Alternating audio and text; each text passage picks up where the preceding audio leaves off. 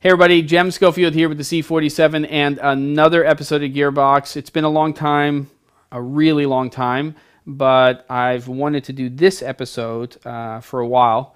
Kind of got this whole thing worked out here in the studio, and I have this piece of equipment in-house now just for a teeny tiny bit of time because it is still a prototype. But when I was at NAB walking the floor pre the show, because I was setting up to teach my classes, I saw this in Red Rock Micro's booth, and this is a one-man crew, and it is a new product, and my eyes lit up because for a really, really long time I've been talking about somebody creating a product that allows somebody to take away the camera operator, for me generally for a camera, and have the camera move from left to right or from right to left, and for it to keep the person in frame and in focus. Though the in focus part is really a lot of your responsibility because you need to make sure you stop down that camera enough that you can do that.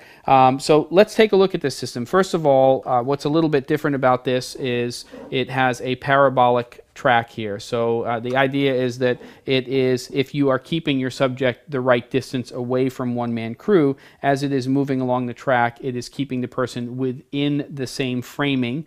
And so generally if you're going to shoot something like this, you would center frame, or you can, and I'll talk about it in the next section of this, you can actually have them off center. And so you have this specialized track. And I do want to say that one-man crew is not a traditional slider system. So its purpose is not to be a replacement for a slider. It has a very specific application, and that application in most cases is for shooting interviews, for documentary, for corporate work and things like that. You'll see underneath the one-man crew here there are taps so that you can actually put a plate on here if you need to.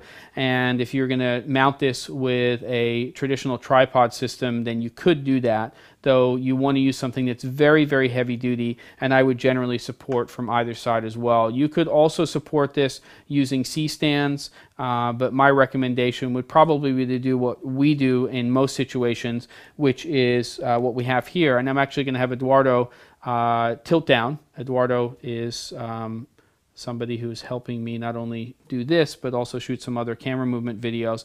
And while this is not an attractive shot to see me in my shorts, it's hot outside. You'll see that I have adjustable sawhorses. I actually have them up on some blocks to get a little bit more height in this situation. In fact, a little tip might be to use those 4x4 posts, those for those posts for basically fences, but I've got those raised up, and then if you tilt up a little bit, and I'll put a link, by the way, to Eduardo's website so you guys can see that. You'll see that I have a piece of MDF. Now this is 1/4 inch because that's all I had, but usually when we roll into town, what we'll do is we'll go to a Lowe's or a Home Depot and pick up a 1/2 inch piece of this that's the right size to put a slider on, or something like one-man crew. And let's go ahead and tilt back up. And we can then take a look at, I guess Eduardo reset to B camera, and we'll take a look at some of the controls of this sucker and see what that's all about. So I'm just going to pick it up here, and you will see that on the side of the camera system we have some controls that are right here. And also, while Eduardo's resetting over here, I have the head. Now this head does tilt, and it has a level, a bubble level on it. It's not the type of fluid head that you would use if you were up on sticks, but the idea here is that you get basically the angle that you want, you lock this thing down, and then you just let this thing go. A switch on the back, which I'm going to turn on, and you see everything lights up. And then if we just go over here and I press this button, we can turn on these laser guides, and you'll see that those will light up. And in the next segment I'll show you how to align those, but basically what you want to do is you want to position your talent about 6 feet away from the one-man crew. Which is well supported in this situation, and then you're going to line up those 2 dots so one is on top of the other. Other things that you can do here obviously is there's a dial that you can change the speed at which you are moving the actual head and your camera system, and then of course the easiest thing to do is just to press left or right here, and you can see that when I press that or I press this, it'll go in one direction or the other. It has a ramping feature, and my recommendation is to start it at a slow speed and then find the speed that works for you. And you'll see that now it's actually moving, and the idea is that as long as you align those lasers and you're not shooting in an f1.4, which you shouldn't be when you're shooting an interview, that if your subject is center framed, that this will move, and it'll move from left to right and right to left. Your subject will stay exactly in the same place in the frame, and then any of your background objects will move in relationship. So your foreground object staying where it is, and then the background object moving. You'll see it has a nice ramping feature here too, so when we get to the end, it'll actually ramp a little bit. Very, very effective for shooting interviews, and what we'll do in the next segment is we'll look at the laser system and a different setup here so you can see what it looks like in a real-world application. But very, very cool. You can also manually control this thing, and I see a lot of people taking a system like this all in one unit. Comes out of the box, put it on the table, line up the lasers, comes with the head, comes with this. It's about $1,500, and you're shooting an interview without a camera operator. If you're just a one person, you can even set this up as a camera and have it moving, set up a B camera with an operator. You could have a two-person crew, somebody's operating. In fact, Eduardo, you're on B camera, and we're only locked down on this camera, but if I wanted movement there, I could have one-man crew. You could be floating the head over here, and in a situation where we're doing instructional stuff, this is the crew, right? It's you and me as on camera, and it can actually work. Bigger crews, as long as they're good crews, obviously things can get done faster and you can get more done.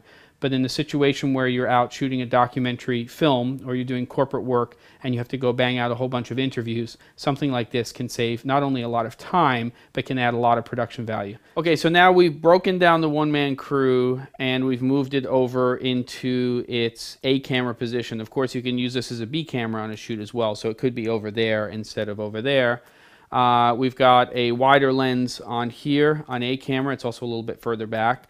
And then we've got B camera and a little bit tighter with a slightly longer lens. But what we're going to do is actually now show you how this laser feature works when you have talent here and what you should be looking for. So Eduardo is going to walk over to A camera and he's going to press the laser button. We're obviously not moving yet with the one-man crew, and I've killed the background lights and all that stuff. Here we go, and there they are, the lasers. Now, what you want to happen, and I'm going to show this to you, is I'm going to move forward until there's one laser on top of the other. So I'm going to do that, and I'll just reposition this mic, and then we'll take a look at another shot in a second, and we'll go to a slightly longer focal length so you guys can see what this looks like. So hold on one second. So there. And that's about it. And then I want to be in the center of the frame. So let's just go ahead and turn those lasers back on again. Sorry about that mic noise there. And I'm about centered with it, pretty close, and that's about where I should be. So that's where I should be, or approximately where I should be. And this is really where I should be if I want to keep this center frame. So if I'm doing instructional videos or I'm talking directly to the camera and the dressing camera, then when you're using something like the one-man crew, this makes a lot of sense. We've got the parallax, which is that little curve, and what that's doing is keeping everything in focus. But if you understand how focal lengths work, you understand how aperture works, then you can, and you saw the lasers go off there, you can cheat this stuff a little bit. So let's just turn this sucker on and see what it looks like. I'm going to have it start moving so you can see what it looks like with this wider focal length, and we'll take a look at that. And then what I'll do is I'll just tell you guys I'm going to swap out to a longer lens and and show you guys what that looks like. Okay, good. So we've got it. Yeah, that's about center. And let's just go ahead and reset it. You might as well just reset it and then hit either left or right so we can start the movement. And you will see that I'm staying in the center of the frame, and of course what's happening is the camera's moving on this slightly curved track. And remember, this is the purpose of this. This is not a slider system. So what we're going to do right now is we're going to cut cameras, and we are going to put a longer lens on this. Right now it's got a 40. We'll put like an 85 on there, and we'll see what that looks like with an 85. And I'll just stay where I am, and then I'll talk to you about a couple of other things when we do that. So let's just go ahead and cut B, and we'll cut A, and we'll reset, and I'll be back in a second to show you guys that. Okay, so now we're on a slightly longer lens. I'm in the same position I was. Eduardo, let's go ahead and, I guess, start up the one-man crew again. So get that going. And once there it is, starts to move. Now look, of course, we're on the longer lens here now. So we're seeing that movement. It's more apparent. And I'm still staying in the center of the frame, so if I was talking to camera, it'd be great. Based on distance of where the camera is and what I'm doing, this would obviously be later on in, when we're changing focal lengths in an interview or something like that, or when somebody's talking to camera. And you'll see there it is, it ramps down. Generally, when I'm doing stuff educationally, what I'll do is I'll sort of wait till it gets to the end, and then it'll start to move again, and then I'll start to talk. If I've got two cameras and I have something else to cut to, then I can do that. Are we seeing the mic here? It's fine for Gearbox, but it doesn't matter. Okay. So now the other thing to remember is, let's say you're doing a more traditional interview setup. And if you're doing a more traditional interview setup, what you'll do is you'll have your talent and they'll be talking off camera slightly. So somebody will be conducting the interview there. And the reason I'm choosing this side is that because if I'm being interviewed by somebody over here, then generally we've got camera over there, we've got interviewer, and then we've got the key light coming from over in this direction over here. And so, that's something to consider. Now, of course, if I was over here, then I would frame the other way. I would have the key light coming from over here, and somebody would be interviewing me over here. When somebody's looking off camera, you don't want them to be in the center of the camera. You want them, rule of thirds. You want them to be slightly off. But you can see that's still working. We're seeing that background. We're getting that movement that we want. We've got the B camera generally on the fill side, so we're seeing and shooting into the shadows, and that's really what we want when somebody's talking off camera. But of course, we can use it when the person's centered as well. So I think the magic of the system is that it's self-contained. So you've got the actual one-man crew, you take it out of the box, you plug it in, you set the lasers about 6 feet away, but again, if you understand depth of field, the person doesn't have to be exactly 6 feet away, but you do have to understand to kind of get the optimal situation, then that's the way it sets up. You set it up. Obviously, this will work for sitting, it'll work for standing. Those adjustable sawhorses I talked about before, the highest that I can find are 39 inches, which is great for sit-down interviews. If you're getting somebody into a director's chair or they're standing up like I am, then you're going to need to take those sawhorses and raise them up, or you're going to need to have a really sturdy tripod system and center mount that underneath. And then you'll also probably want to support it on either side, depending on how big your camera system is, just so that you don't get any droop, because that will happen if you're not supporting it. Barely, and it might not be noticeable, but I still, right now, I've got it being supported by a couple of nano stands on either side, which I think helps. If you're using the sawhorses, it's not an issue. You have enough support on both sides, and you won't have a problem at all.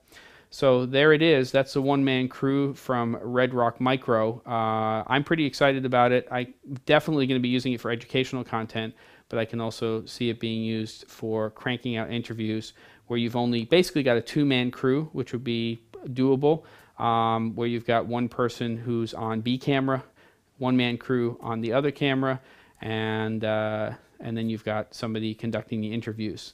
If you can get a third person to do sound, that's absolutely ideal. And there you have it. I'll see you guys next time on Gearbox.